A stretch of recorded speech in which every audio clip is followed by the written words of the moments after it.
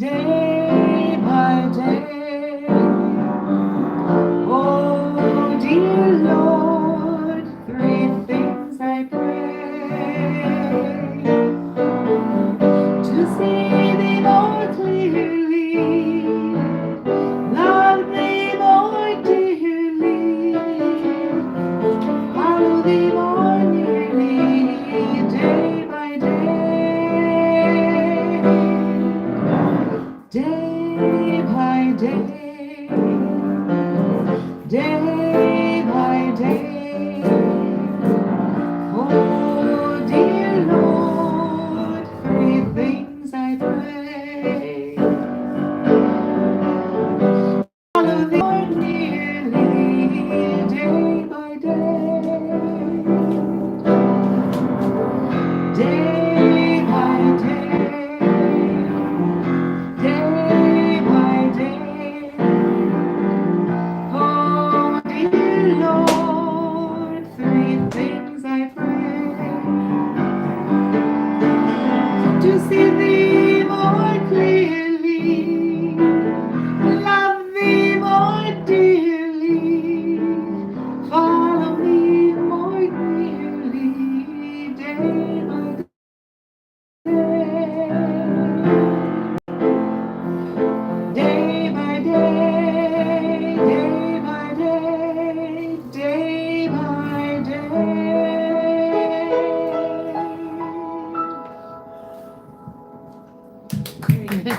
I would applaud, but I'm holding the microphone. Well, we're in good voice and we're in good touch on the instrument, and welcome everyone. And I know specifically some of the folks at home, and I say welcome to you. You know who you are. And we light the Christ candle to begin our service. It's a universal ritual practiced by all the unity churches all over the world to symbolize the Christ spirit that we know lives in everyone. Everyone. Amen. And so now, if you'll find in your program folder our opening affirmation. We put the program folders in every other chair now because Yeah, it works. some you can share. Ready to go? All right, together. We are a radiating center of divine love, mighty to attract our good and to radiate good to others. And we affirm it silently in our hearts.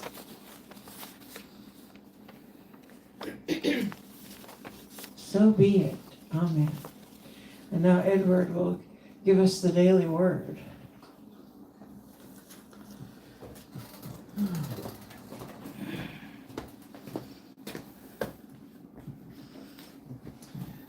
Morning, everyone. Morning, Edward. The daily word today is world peace. The peace of my soul brings peace to the world.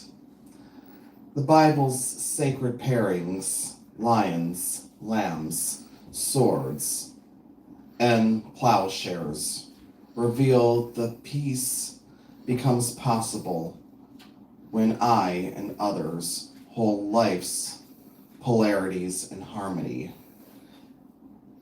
These verses remind me that wholeness arises not from opposition, but from integration. Within all people, strength and tenderness, boundaries and compassion, courage and vulnerability arise from the same divine source. Lion and lamb are not rivals. They are facets of one creation. Sword and plow are not contradictions. They are different tools of transformation.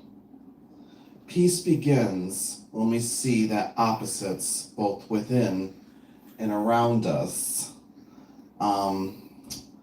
can be allies rather than adversaries.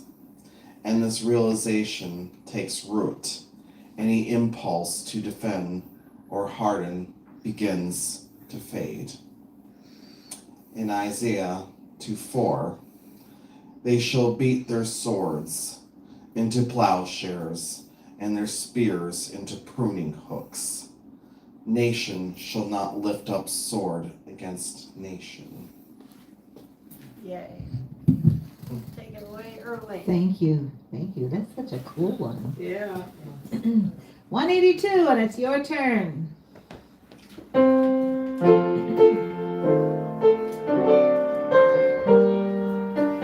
Stand if you can.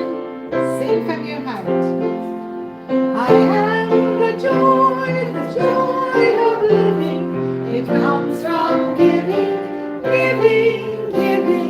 I give of love, I give of peace, I give of joy that never cease. I am the joy of living. It comes from giving. I am the joy of living. It comes from giving. I give of strength, I give of power, I give of joy for every hour. I am the joy of living. It comes from giving. I am the joy of living. It comes from giving.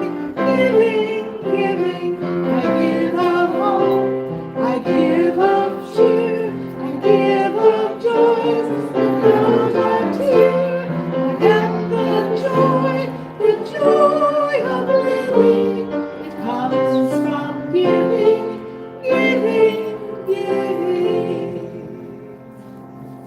Welcome. Thank you. Beautiful.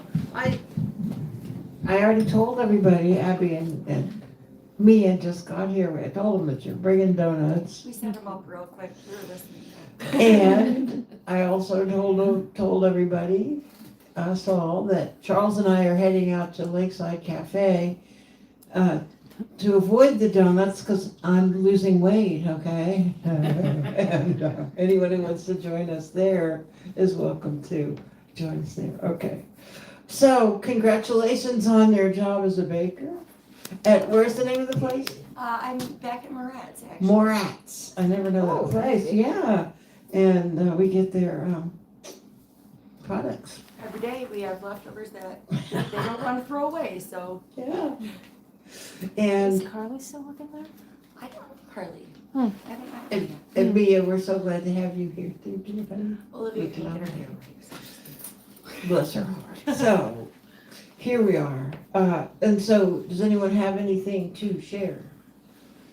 Mary. I don't want to come up in front. I just want to Okay. remind everybody that after the church service, next week is Potluck. Pot Sunday, right? We're going to have after the potluck, we're going to just have a brainstorming of how to bring more people into church. So come with your ideas, and if you have an idea, you can share it anytime you want to. Me or Trish is also on board. So, thank you.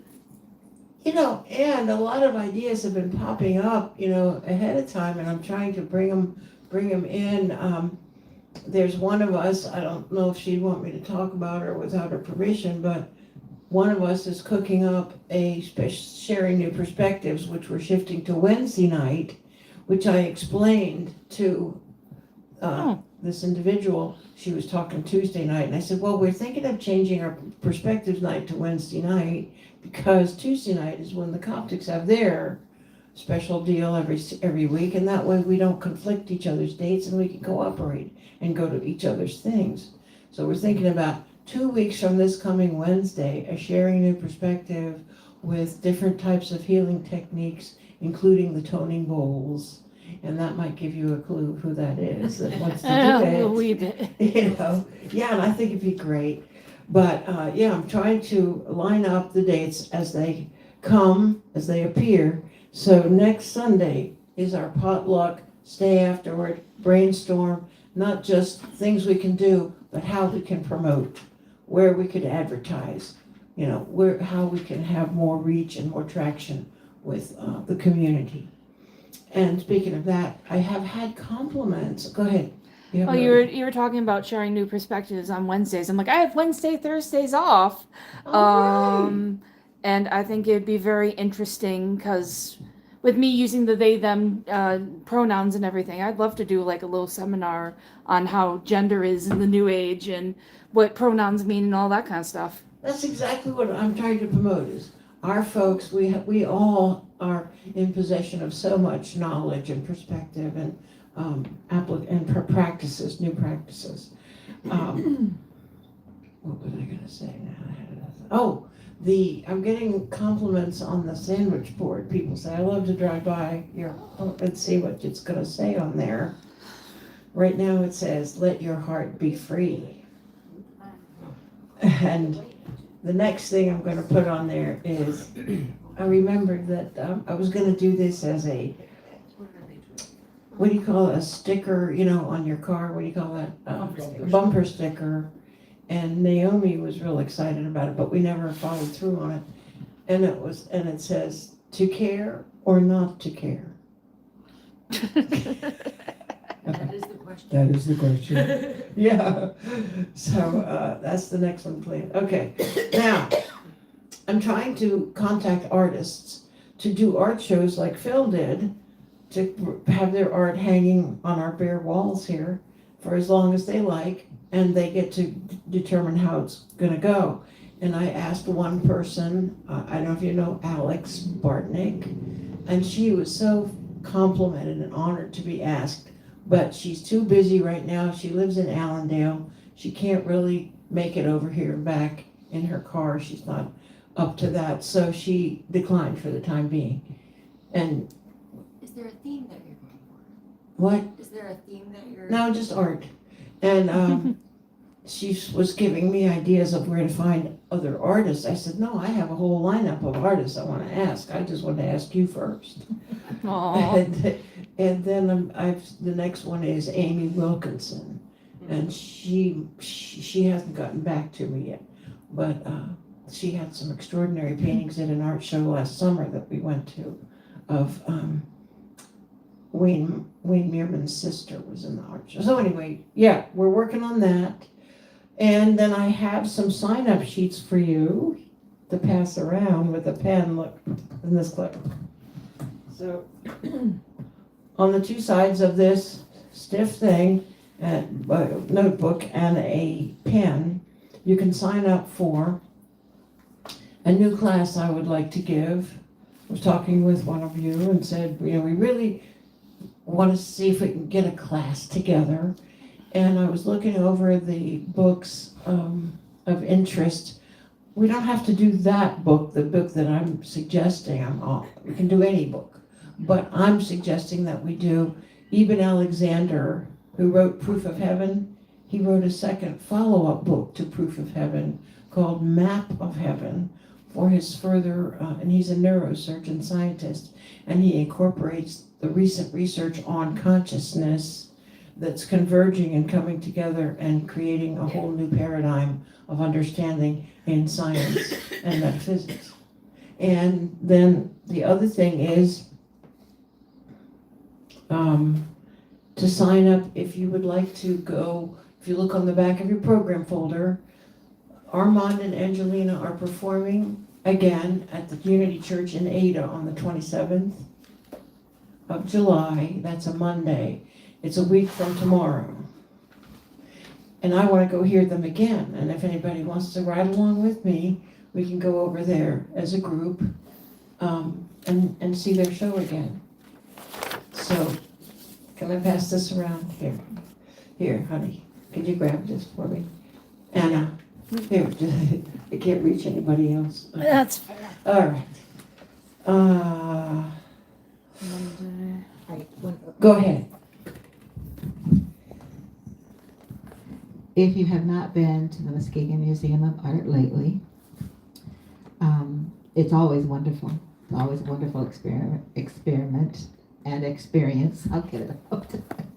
But right now, it's been for a couple weeks, and it'll continue for a few more weeks, is an exhibit concerning the women who have been working behind the scenes for many decades that have to do with animation. And there's quite a section on Disney. It kind of, as I was walking through it, I thought it kind of reminds me of the song of the music. Excuse me, of the movie where we learned about the women behind the astronauts that went to the moon, and that was hidden something. Yeah, and this Hidden Figures. and it kind of reminded me of that. It was just amazing, and there were many who had been art teachers who came into this technique and style, and it's just amazing how much has been contributed and is still going on. And one that I'll just pick out one because there's lots of reading, and it's going to take you a good hour to go through it because there's lots to read, and there's benches to sit on every now and then, you know. But one of the women was not only an artist, but she was a chemist, and she worked on finding a paint that would stick to the acetate, because in the day, back even before Walt Disney, but as Walt Disney evolved, for every micro amount of movement, there had to be a new acetate drawn, and they'd lay one on top of another. Well, they needed a paint that would stick without sticking to the one above it. And it's a very interesting reading. Anyway, she came up with this formula. And if you walk up real close to the frames, no alarm's going to go off. You just walk up real close to it, and you can see the acetate ripple, because these are our originals from the Disney studios and from other studios. It's just an amazing exhibit, and go and enjoy. Thursdays are free, and it's just an amazing thing. And visit the rest of the museum some other time, but catch this exhibit while it's here. Hey, thank you. That sounds so interesting.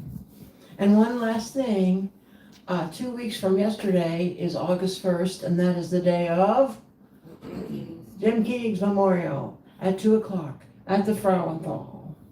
All are invited, and for anybody who's at home or here, there is an Evite you can use that gives you an opportunity to reply, and so they can have a head count, because they're trying to get an estimate of how many people to tell the caterer for the reception upstairs after the actual service. So if you can't get access to an Evite, tell me and I'll tell them, because they're keeping in close touch with me, keep asking me, how many people do you think we should expect?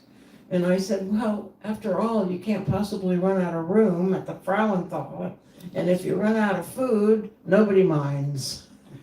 So she said, I'm really looking forward to seeing everyone. So great. Okay. All right, we're ready to sing again. 165. I'll try not to forget the page numbers this time. 4 verses.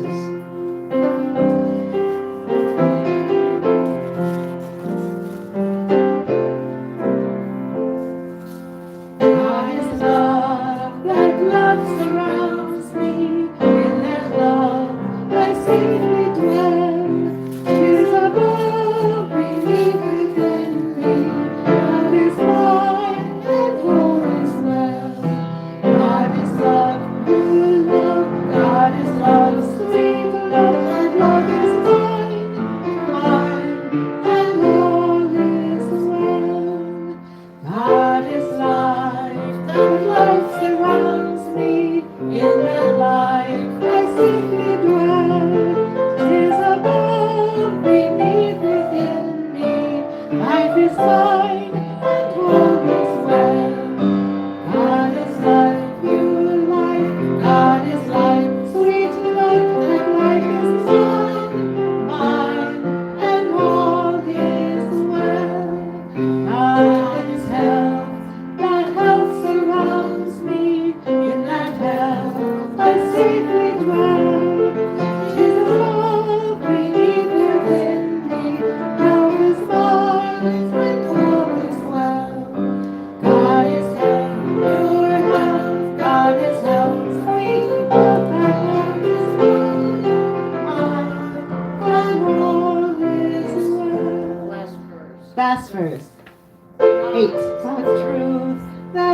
truth surrounds me, in that truth I safely dwell. 'Tis above, beneath, within me, truth is mine, all is well. God is truth, pure truth, God is truth, sweet truth, that truth is mine, and all is well. You must have been reading my mind. Great. Good By job. Clara H. Scott. She was one of the great writers of devotional songs in New Thought. And I remember singing this song as a child. God, His love is mine, and all is well. Beautiful. Thank you. Well, here we are with this talk title, which is called Smoke Gets in Your Eyes, which is such a coincidence because we've had smoke getting in our whole bodies for the last 3 days, but it seems to be clearing up. And it's just a coincidence. I put it up last month. We were going to do it, and I just started to create talks using song titles. So I wanted to talk about the power we have to adjust our perceptual faculty, our perception. And as we talked about last week, all these aspects of consciousness we have, what we're talking about, get out of your head. Don't be wrapped up in intellectuality. Get into the here and now. Get into the flow. Get with your heart. All these aspects of consciousness, it's a lot to manage, isn't it?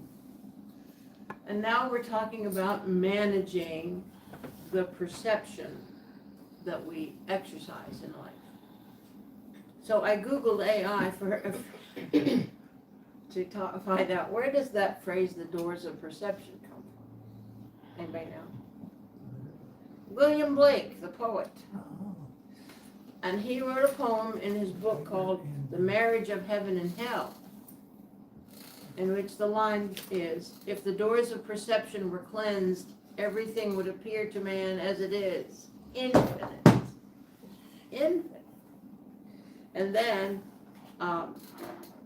Aldous Huxley wrote a book based on his experiences with mescaline called The Doors of Perception. And actually Jim Morrison's group, The Doors, named themselves after that phrase, The Doors. And continuing with the AI answer, Blake meant that humanity's limited, flawed view of reality is self-imposed by shedding our preconceived notions and psychological filters. We can perceive the universe in its true, boundless, and interconnected form rather than the narrow chinks of our own minds. And that's AI. Well, it's a good start. Gets us off to a good start. This has led to many artistic developments. But my favorite quote about perception is, love is seeing clearly.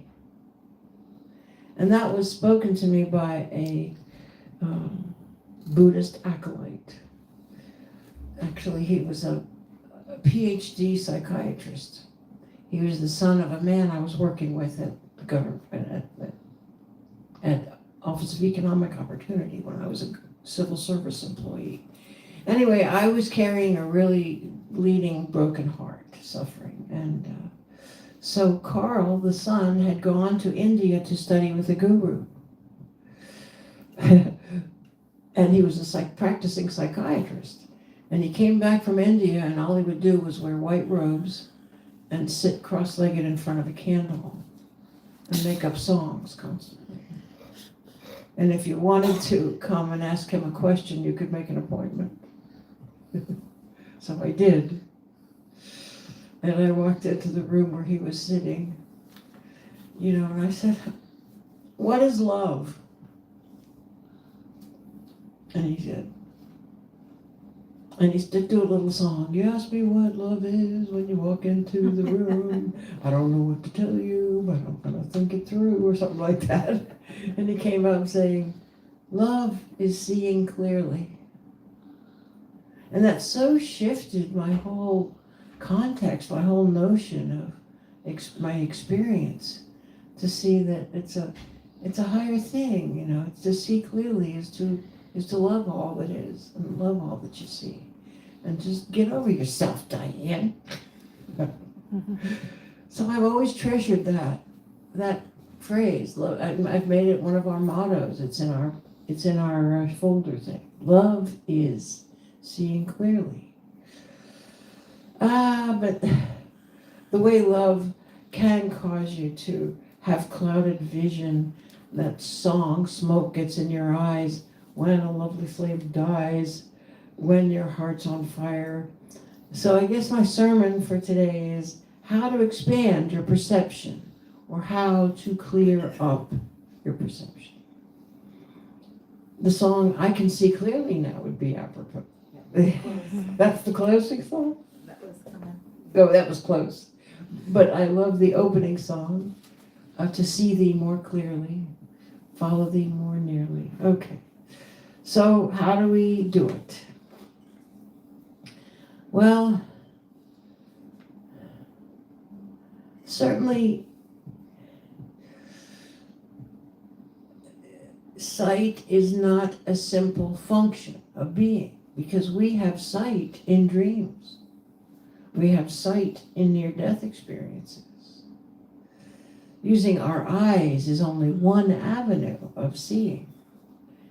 Our vision, our psychic vision, is what gets clouded, what gets obstructed by the smoke of emotion. And can we control that? Some would say no. AI says no. I asked AI, can we control our thoughts and emotions? And it said no, because our emotional responses are a synthesis of our bodily reactions to our environment, and then the intellect makes up a rationalization for the experience. Okay, but that's not what we teach in spiritual metaphysics. It is a contradiction. And it's a matter of claiming your self-mastery. And it's a matter of disciplining yourself and believing in your own choices. So that's where we're at now. So here we get at one of the main tenets of spiritual metaphysics, that thought precedes feeling. Charles Fillmore said that a lot.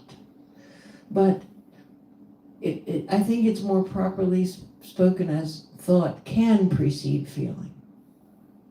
Our feelings can be a result of our thoughts, rather than our thoughts being a result of our feelings.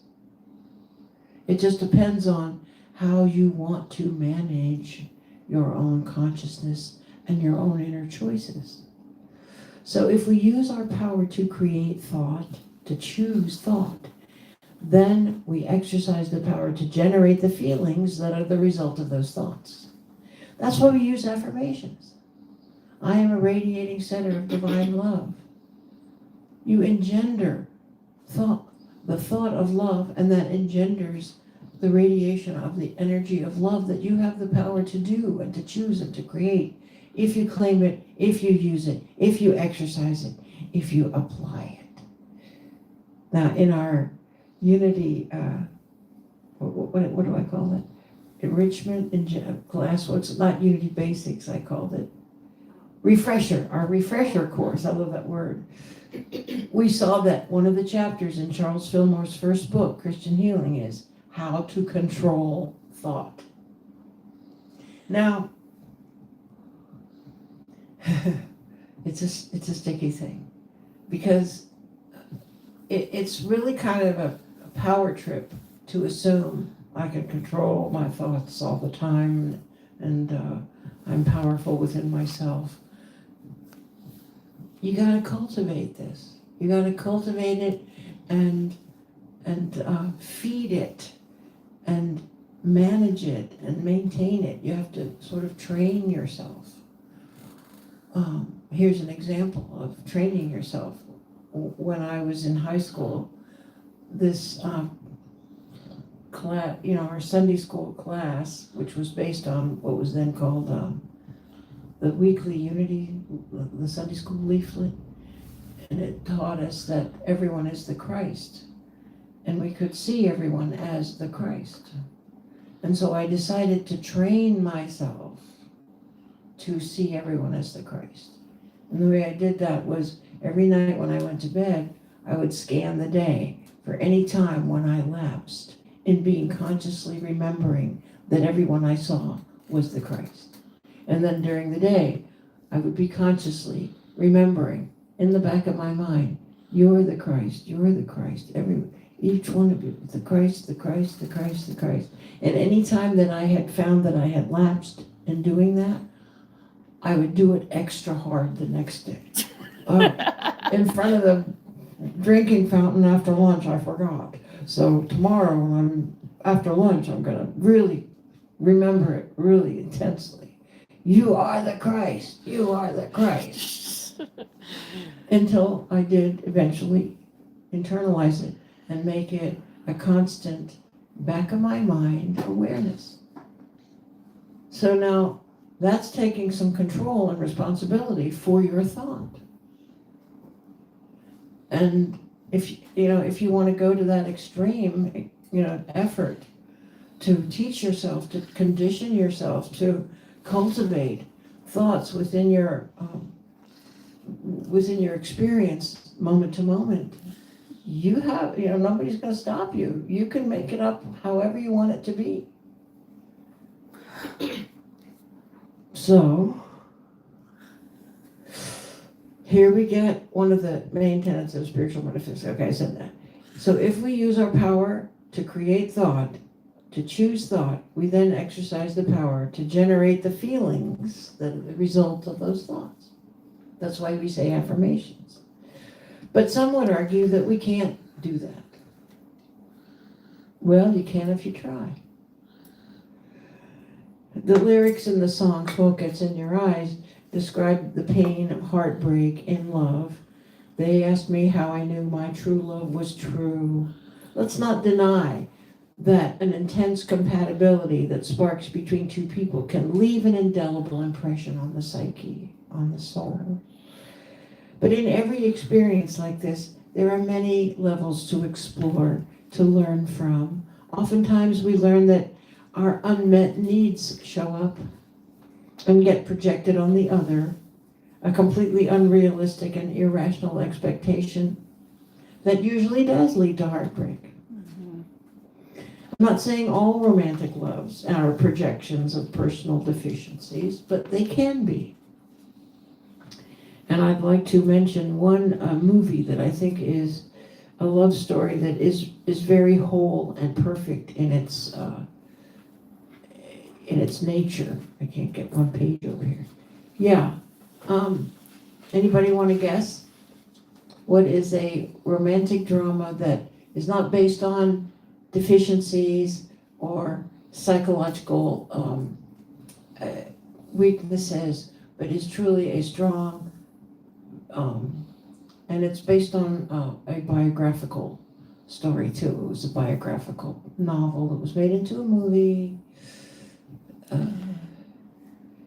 Stars Jennifer Jones and William Holden, about an Asian woman who's a medical doctor, and she falls in love with an American journalist. No? Love is a many splendored thing. Yeah. That came out in, I think, 59 or something. Anyway, it has all the qualities, I would say. It models a beautiful romance that is not based on deficiency, that's not based on dependency, but is a true example of compatibility and two souls becoming really enchanted with each other.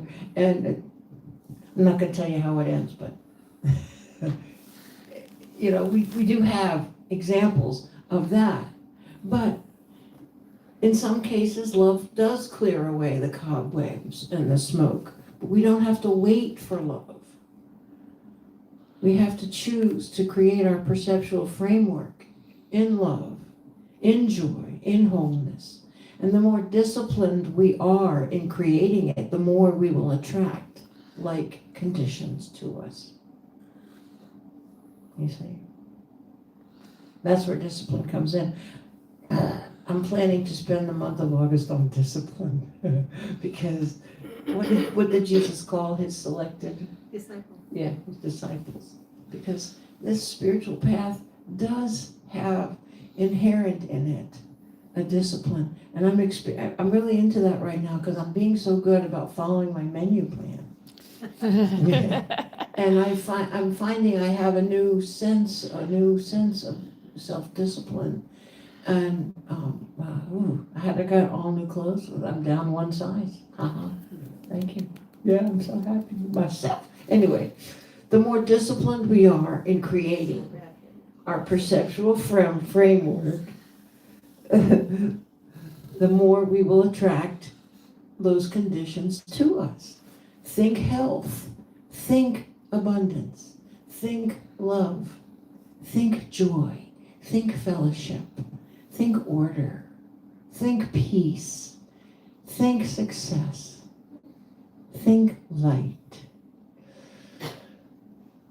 Napoleon Hill's book, Think and Grow Rich. How many of you have heard of that? I have a story for you about that. The story of James Parker. So when I was in ministerial school, they were doing the program in a way where the urban school, which is another a sister school of the ministerial school, but they merge. So the urban school has students that stay where they live, but they take their second year at Unity Village. So we had 3 candidates join our class in the second year from the urban school. And one of them was James Parker. Now, James Parker was an African-American man. And he he owned a couple of nightclubs. And he had a really wonderful car, I remember, and he dressed to the hilt, and he was just very polished. And when he gave his chapel service, which is we're all required to run a complete service, just one service, but we're responsible for all aspects of it. His talk was a story of how he went to jail as a young man. And while he was in jail, he read Think and Grow Rich. And he decided, I'm going to do this. When I get out of jail, I'm not going to be, without. I am going to use the principles, the teachings in this book. And that's called the Mastermind. That's where we get the Mastermind from. I'm going to use the mastermind techniques and create abundance for myself. And he did just that. And now he is running a very successful church in Chicago. And he's just one of my favorite people, James Parker. If you ever watch this, James, hi. So, and then I could tell you the story of how I got my house, because I don't know if you guys know this, I've never had any assets. I've been like flying by the seat of my pants my whole life. And, but I just had in my mind, I want a house that's right near the Bourdon Street Church. Have you guys heard this, how this happened? You have. Anybody want to hear it? Okay, I'll tell you. Let me tell you. So, I kept my eye on all the houses that came up for sale, and one that came up was right on the corner of the block where the church sits across the street, on the same block. And it was only $59,900. So I couldn't qualify for a mortgage for the whole amount. I could only qualify for half of it, which would have been about $30,000. And so I had to get a cosigner, and I couldn't get a cosigner. My sister declined. My girlfriend was going to get the house with me, and anyway, nothing was working. And so I told the realtor, just cross me off the list of interested party. I'm not going to be able to swing this deal. And I woke up the next morning with my intuition telling me, yeah, but you never asked your ex-husband like I told you to. And I said, yeah, but I don't like to ask anything of him. I mean, yeah, like, leave him alone. He's a lawyer. He can reduce you to shivers in 3 words. I'm sorry. I didn't mean it. It's true. It's And then Spirit says back to me, I'm telling you, ask him. Okay. So I sent an email that said, in the subject line, this is a question, that's all, just a question. And I said, I'm trying to buy a house across the street from my church, and I can only qualify for $30,000 mortgage, and I need a cosigner. Would you be willing to help me do that? And he wrote back and he said, Dear Diane, I'd love to help you buy a house, as long as I don't have to spend any money, take any risk, or sign anything. And I said, well, the force be with us. Thank you anyway. Because he loves that Star Wars lore, you know. But like the next day, I get a call from my daughter. And she says, well, his wife just pulled him up by the scruff of the neck and said, just give it to her. She raised your kids. So he did. And that's how I got my house. But I got to tell you that all that wouldn't have worked out if I hadn't been holding it in mind and creating it with the thought that I chose to hold in mind. And we all must do that. So let us occupy that place where we open the door of perception and enter into what Jesus called the kingdom of heaven, where we are free, where we are in love, where we are in truth. Amen. Amen. So now let's prepare for meditation by singing Sweep Over My Soul, which is number, tell me. 1, 4, 5. 145. Powerball.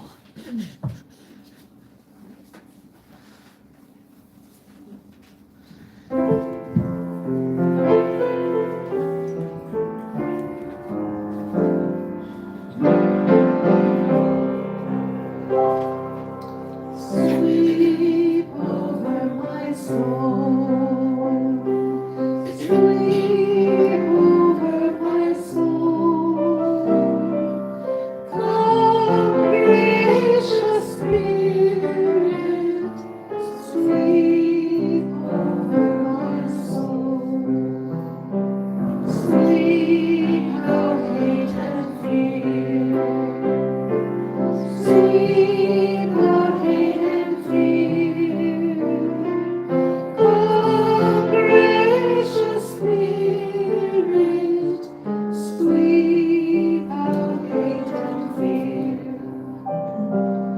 Sweep in love and peace. Sweep in love and peace. Come, gracious Spirit, sweep in love and peace. Sweep in grace and joy. Sweep in grace and joy. Come, gracious Spirit, sweep in grace and joy. Thank you. I love that song. So let's sweep in some deep breaths.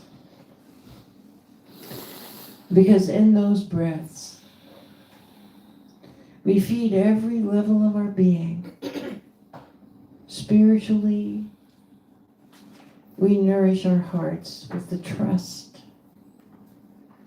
that comes with the breath of life. Physically, we nourish our bodies with the oxygen that comes with the atmosphere, so perfectly balanced. And as we find our place in the stillness in the inner closet, as we journey to that point, we praise everything as we pass by. The skies, the birds, the trees, the flowers, the grasses, the soils, the buildings, the people, the conditions. Praise it all.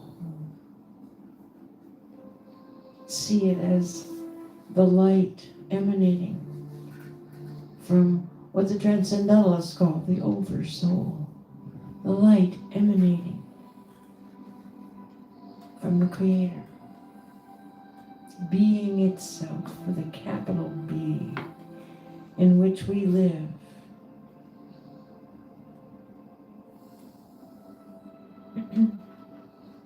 And as we rest in this infinite place of being, we are fed, we are quickened, we are made new as we abide in the silence.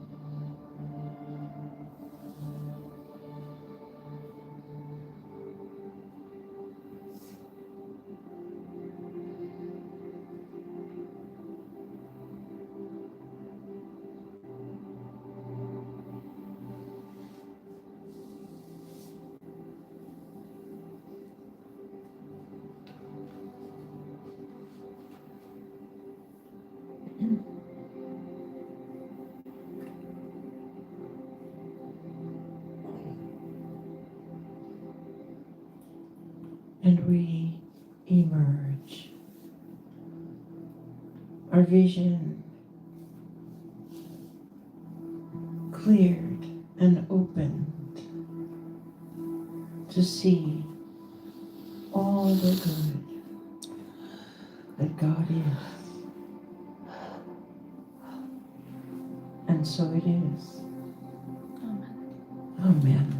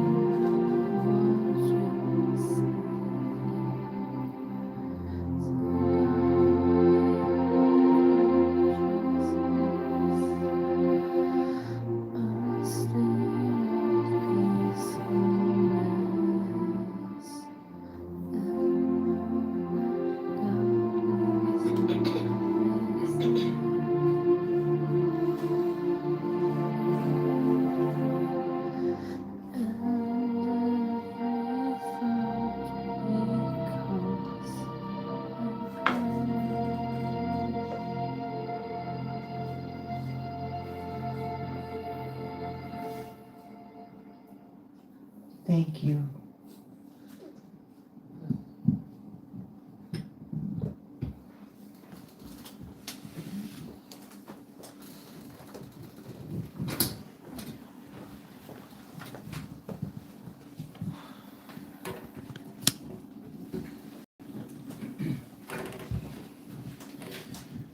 As we take our gifts in our hands to bless them with love, let us realize the power we have to direct the flow of abundance into the lives of people everywhere. We dedicate these gifts to the intention of Unity Spiritual Center to be a presence and influence for the highest good in the world. And so, let us say our affirmation together. My love, through me, blesses and multiplies all that I give, and all that I receive.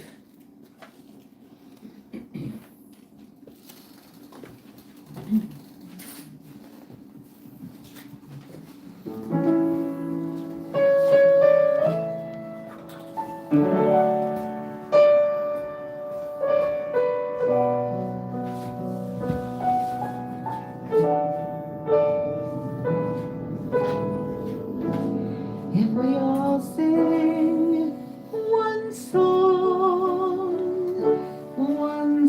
of love, one song of peace, one song to make all our troubles cease.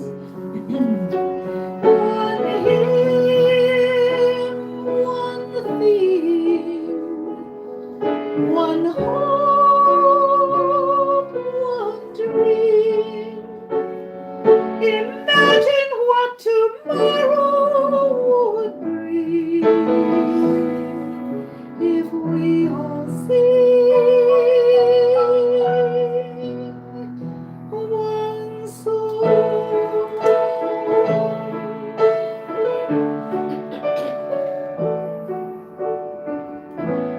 If we all heard the words, just think how great the sound would be.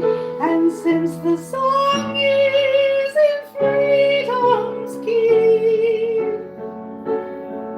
one voice you'd hear, so pure, so clear. Imagine what tomorrow would bring if we all sing one song.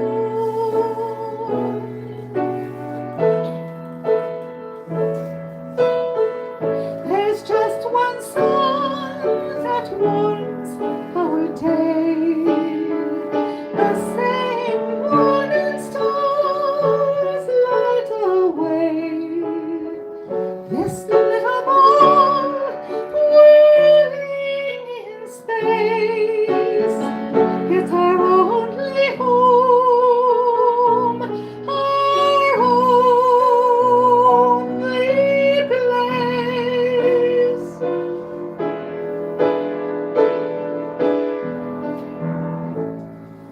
If we all sing one song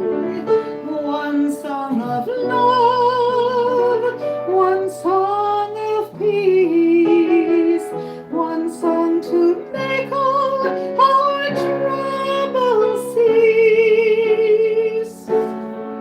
Imagine what tomorrow would bring. Imagine what tomorrow would bring. Just imagine what tomorrow would bring if we all sing one song.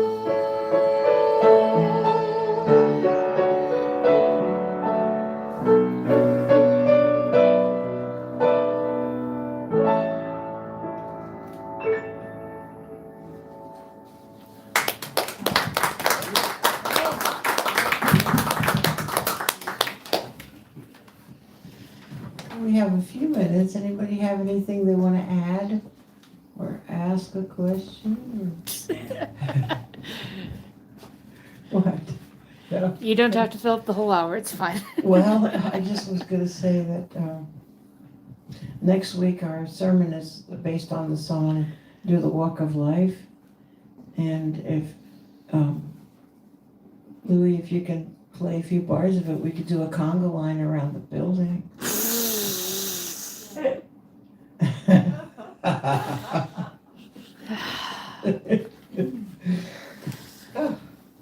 Think about it. Okay, so.